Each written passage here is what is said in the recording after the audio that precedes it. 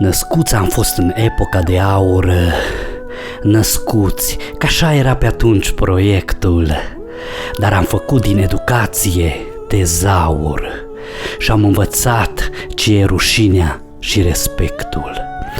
Nu am avut nici blugi, nici celulare, dar am iubit tot orizontul românesc.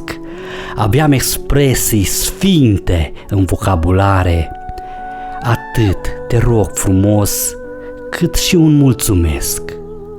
Stăteam la cos de lapte sau de carne, dar fericirea ne-o citeai pe buze.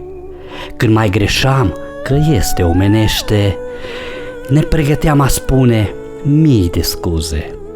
Cu toți am fost și șoimi și pionieri și cu mândrie ne purtam cravata.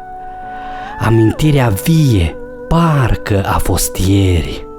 Frumos ne-au educat mama și tata.